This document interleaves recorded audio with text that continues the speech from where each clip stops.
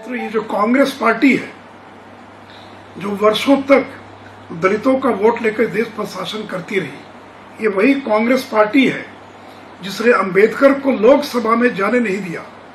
एक बार नहीं, दो बार पंडित नेहरू ने सुनिश्चित किया कि अंबेडकर लोकसभा में नहीं पहुंच सके और 1952 में उत्तरी मुंबई से जब अंबेडकर चुनाव लड़े तो कांग्रेस ने उनको पराजित करने का काम किया। और इतना ही नहीं तो 1954 के बाई इलेक्शन में भी नेहरू ने सुनिश्चित किया कि दलित नेता संसद में नहीं पहुंच सके और अंत में बाबा साहब अंबेडकर को बंगाल जाकर और वहां से चुनाव जीतकर वो आए थे।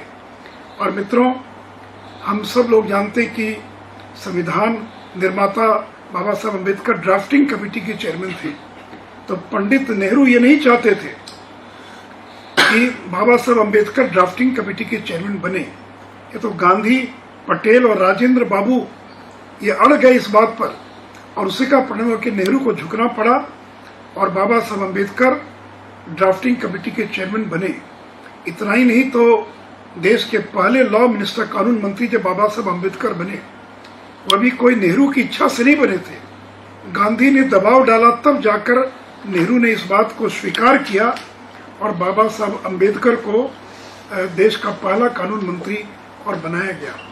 मित्रों, आपको मालूम है कि भारत की जो संसद, उसके सेंट्रल हॉल में कांग्रेस के लोगों ने कभी बाबा साहब अंबेडकर का चित्र नहीं लगाया या नहीं लगने दिया। ये तो जब वीपी सिंह की सरकार बनी, जो भारतीय जनता पार्टी के सहयोग से चल रही थी, तब जाकर भारत की संसद के सेंट्रल हॉल में और बाबा साहब अंबेडकर का जो तैल्य चित्र है वो वहां पर टांगा गया था।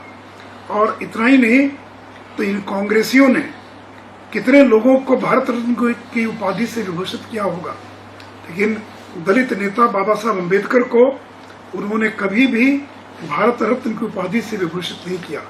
यह तो बीजेपी के सहयोग से चलने वाली वीपी सिंह की सरकार थी जिसने 89-90 के आसपास बाबा साहब अंबेडकर को और मृत्युपरांत भारत रत्न की उपाधि से विभूषित करने का काम किया था।